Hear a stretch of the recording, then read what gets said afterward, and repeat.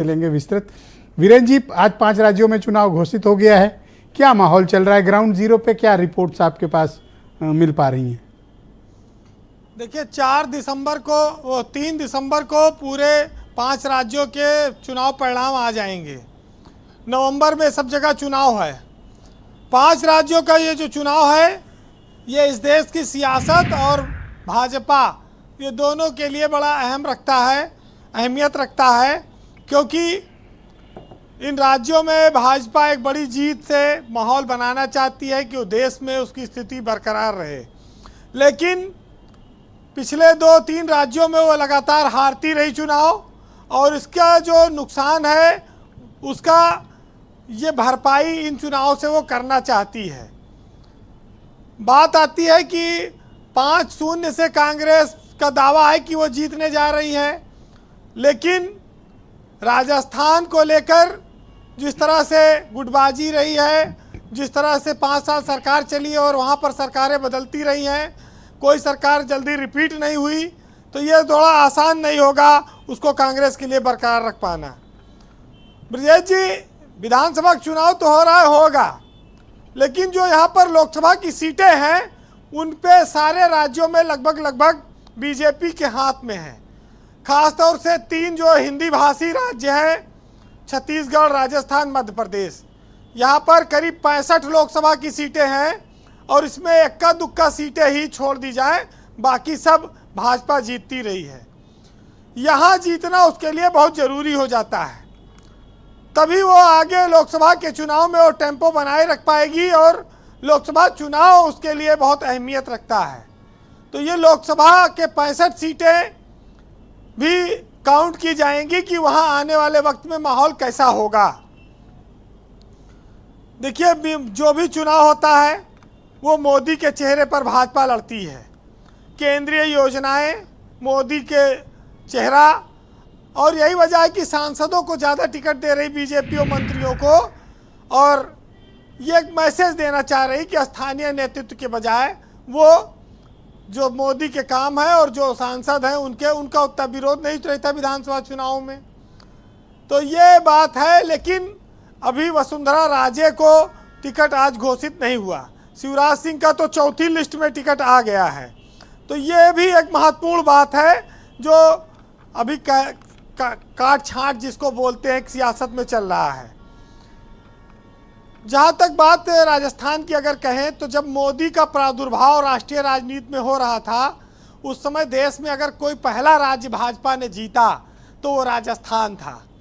तो बीजेपी राजस्थान, मोदी के लिए राजस्थान बड़ा शुभ रहा कि वो राष्ट्रीय राजनीति में चमकते जा रहे थे, और उनको राजस्थान की पहली जीत मिली थी 2014 के आसपास पहले। तो ये वो राजस्थान से उनको लोकसभा की 25 सीटें आज भी वो जीतते आ रहे हैं। तो वो चाहेंगे कि ये स्टेट उनके पास फिर से वापस आए, उनकी कोशिश होगी। लेकिन देखिए, ये 3 राज्यों के जो परिणाम आएंगे वो इस बात को भी तय करेंगे कि इस देश की जनता जातीय जनगणना चाहती है या नहीं। वो इस बात को भी तय करेंगे कि जो पुरानी पेंशन का मुद्दा है वो कितना असरकारक है। ये खास तौर से इन हिंदी भाषी राज्यों में जो परिणाम आएगा, तो बहुत कुछ इस 5 राज्यों के चुनाव परिणाम से तय होगा, इसमें कोई शक नहीं है। लेकिन सियासत नहीं, ये एक प्रकृति का नियम है कि जब कोई पेड़ अपनी क्षमता से अत्यधिक फल फूल जाता है तो उसकी डालियां अपने ही भार से टूटने लगती हैं, किसी दूसरे की जरूरत नहीं पड़ती।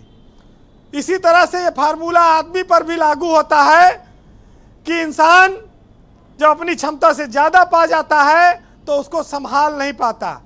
सियासत में भी कांग्रेस के साथ भी ऐसा हुआ, और बीजेपी जिस ओर है उसका भी आगे चलकर परिणाम ऐसा आ सकता है, कोई बड़ी बात नहीं है। तो आहिस्ता आहिस्ता चीज़ें आती हैं और वो अपना रंग दिखाएंगी। लेकिन अगर कांग्रेस ने कोई चमत्कारिक परिणाम हासिल किया तो एक बात जरूर है कि राहुल गांधी इंडिया गठबंधन का एक बड़ा चेहरा बनेंगे।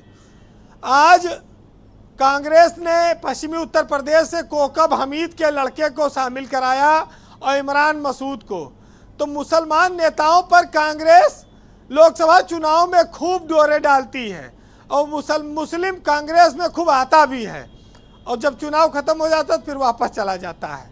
फिर वो कहता है अब उत्तर प्रदेश में समाजवादी जीतेगी, विधानसभा में इसको दो। तो ये इन लोगों के यहाँ आने जाने का क्रम चलता रहता है। लेकिन 5 राज्यों में से जो 3 राज्य हैं वहाँ के जीत हार कांग्रेस के यूपी के सीटों पर भी डाल पड़ेंगे असर। अगर कांग्रेस जीतेगी बढ़िया तो यहाँ 25-30 सीट मांगने लगेगी जी वीरेन जी। अगर कांग्रेस कमजोर हुई तो फिर वो 10-15 सीट पे रह जाएगी गठबंधन में। जी बहुत सारी चीजें हैं।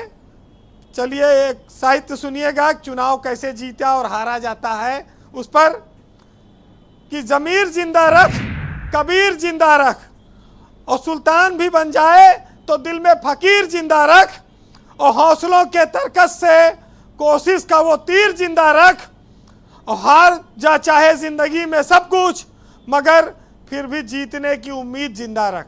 वाह, बहुत बहुत शुक्रिया वीरेन जी, आपका बहुत बहुत धन्यवाद ग्राउंड जीरो से अपने इनपुट और फीडबैक हम सबको उपलब्ध कराने के लिए। हमारे साथ चैनल के स्टेट हेड वीरेन जी जुड़े हुए थे जो